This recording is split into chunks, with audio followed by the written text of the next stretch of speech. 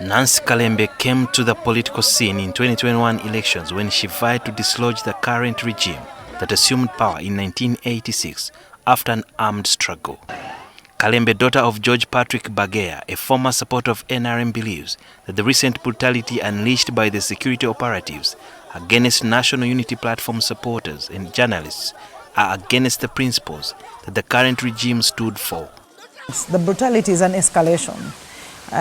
For those who were around during the 1980s, when the governments had come to the end of their time, they feel the need to use brutality, to use fear, to maintain people under control. When this government had just come in the 80s, there was no fear. Everybody was happy.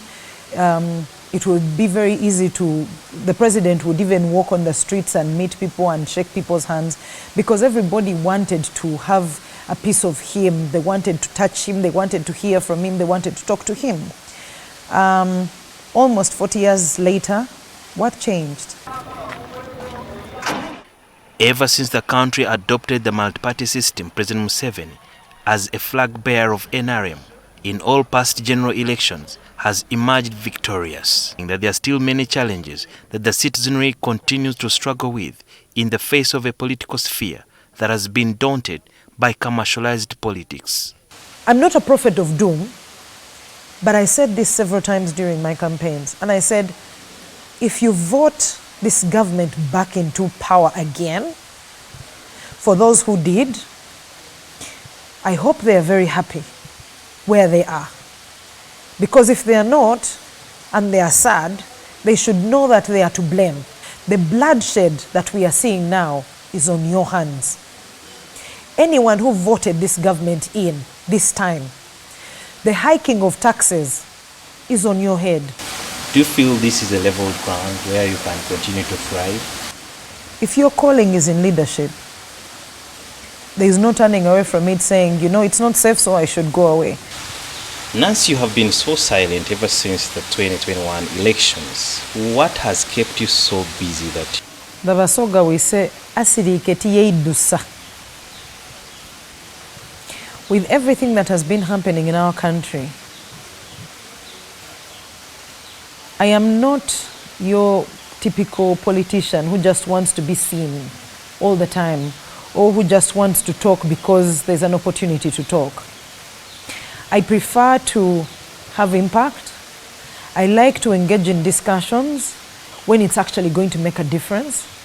I'm more of a hands-on person. I'm more of a practical, do-it kind of person.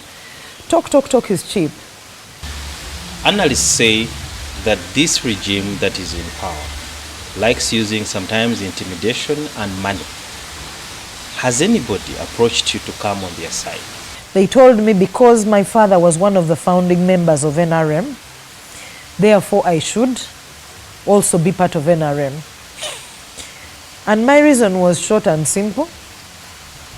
I don't want to join NRM because the NRM my father was a part of is very different. It's a very different animal from what it is now. Name your price and they'll pay you.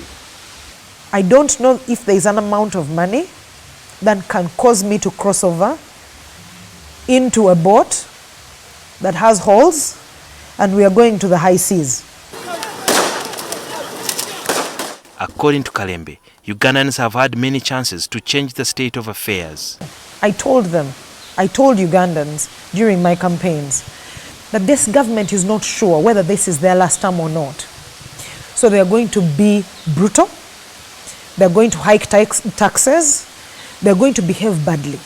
The level of corruption is going to increase. Will she contest again in 2026 polls? God willing, I would like to contest again. If given a chance, what would be her priority in fixing what is going wrong? My first priority will be putting together a team, an effective, empowered team. Because you see, right now Uganda's problems are like a multi-headed monster. Kalembe has a message to the regime. If love has left a marriage, it's almost very difficult to maintain a marriage. with fear and brutality. And the same applies to governments. She can only hope that her clarion call will be heard and considered. Sudil Biarhanga, NTV.